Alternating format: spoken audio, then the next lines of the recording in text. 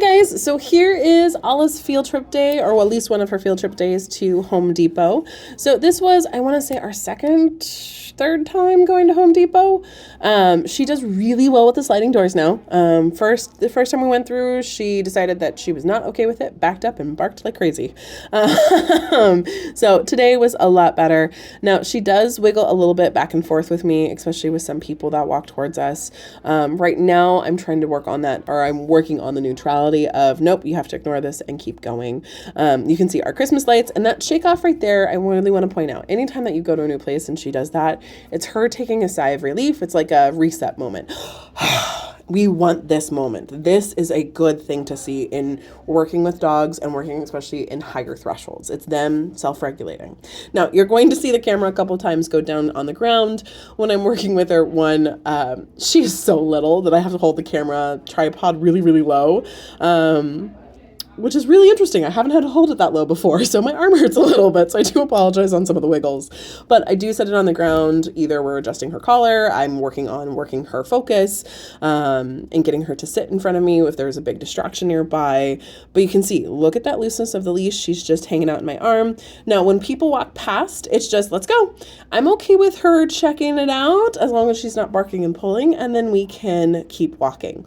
The more that it gives her that option of where your feet don't stop moving helps her focus. Now, I did stop and refocus her after this. We also had a lot of people walk past us, just past this aisle, and you can see where she saw them and was like, I don't know about this. And I asked her for that's it, not working on that name game. She got a little treat for making the right decision, and then we got to keep going. As I'm sure you probably get when you go out and about, the little is for Olive. She gets a lot of attention because she is one really cute little dog. So here's an example where she was like, people, and jumped behind me, and then we kept going. Now, my arm generally stays right next to my side or right next to my hip. That's what I really would love for you guys to focus on. Or you can attach her to your hip and then she's stuck with you. So what you're going to notice is there's moments where she jumps ahead, where you see her pull a little bit, like right here. And what I do is just a little tug and release. Hey, I need you to focus. And you can watch where a benefit of her being so low to the ground is you can actually watch my wrist I just do like almost like a scooping motion, but it's that, hey, I need you to pull, tug and release. I need you to focus, kid. We're going to stop here in just a second because she was getting real pulley and I wanted her to focus with me.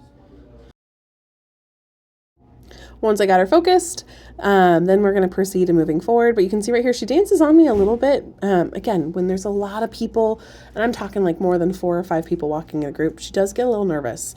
And that's where I rather stop and focus on her. Hey, I need you to focus. Yes, good girl. You're making good decisions. You're handling this threshold well. And then off we go to more walking. She's a ham. She's just a pleasure to work with because you can see her like, here she's in her go mode. Both ears are flopped back. She's like, yeah, let's do this. And there was a couple people we had to wait for, so we just walked right on past. You can see a little bit of nervous there, but I didn't do anything else. My body language was, let's just go. And she's learning, instead of dive bombing completely behind me, oh, hey, I can kind of get a little bit closer as I walk past this. Or, oh, I can go sniff this as we walk past this. Again, you show signs of neutrality. It helps her realize, oh, I don't have to bark in control or bark of, hey, that's scary. And once she gets over that confidence, she does her little zoomies. We give her a tug and release. And here's another example of another technique where I step backwards. I give her all of the leash. I step backwards. She has to follow me, and then we get to go forward. I do this a few times. It is a great redirection tool. When we meet again for your private lesson, we'll definitely spend a solid 40 minutes on just walking tools and techniques because it's an active dialogue and communication between you and your dog.